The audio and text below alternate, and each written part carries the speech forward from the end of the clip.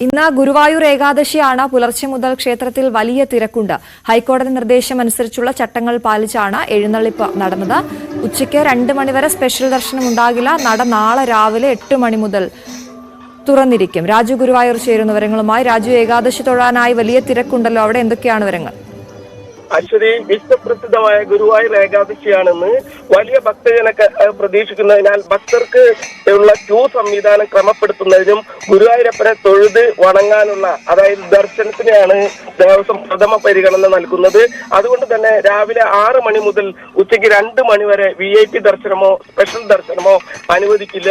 കൂടാതെ പ്രദക്ഷിണം, അടിപ്രദക്ഷിണം, ശയനപ്രദക്ഷിണം, ചോറൂൺ കഴിഞ്ഞുള്ള കുട്ടികൾക്കുള്ള പ്രത്യേക ദർശനം എന്നിവയും ഉണ്ടാകില്ല. പ്രാദേശികം, സീനിയർ സിറ്റിസൺ എന്നീ ക്യൂകൾ രാവിലെ 5 മണിക്ക് തന്നെ അവസാനിപ്പിച്ചു. എന്നാൽ നെയ്വിളക്ക് ചീട്ടാക്കിയിട്ടുള്ള ദർശന സൗകര്യം ഉണ്ടാകും.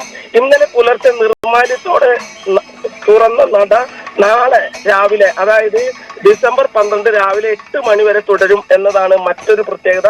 പതിവ് പൂജകൾക്ക് മാത്രമേ ക്ഷേത്രനട അടയ്ക്കുകയുള്ളൂ. നാളെ രാവിലെ ക്ഷേത്രനട അടച്ചതിന് ശേഷം വിവാഹം, ചോറൂണ്, തുലാഭാരം, വാഹന പൂജ എന്നിവ ഉണ്ടാകില്ല. ഇന്ന് ഉച്ചയ്ക്ക് 2 മണി മുതൽ സുവർണമുദ്രയ്ക്കായുള്ള ഏകാദശി അക്ഷരശ്ലോക മത്സരം നടക്കുന്നുണ്ട്. ദേവസ്വം കുറൂരമ്മ ഹാളിലാണ് ആ മത്സരങ്ങൾ നടക്കുന്നത്. പ്രസാദ ഊട്ടിനായി വിപുലമായ സൗകര്യങ്ങൾ ഒരുക്കിയിട്ടുണ്ട്. ഏകാദശി വ്രതം നോറ്റ് ആയിരങ്ങൾ ഇന്നലെ മുതൽ ക്ഷേത്രത്തിന്റെ തിരുനടയിൽ ഒഴുകിയെത്തിക്കൊണ്ടിരിക്കുകയാണ്. രാവിലെ ക്ഷേത്രത്തിൽ നിന്നും പാർത്ഥസാരഥി ക്ഷേത്രത്തിലേക്കുള്ള എഴുന്നള്ളിപ്പ് രാവിലെ 6:30 തന്നെ പുറപ്പെട്ടിട്ടുണ്ട്.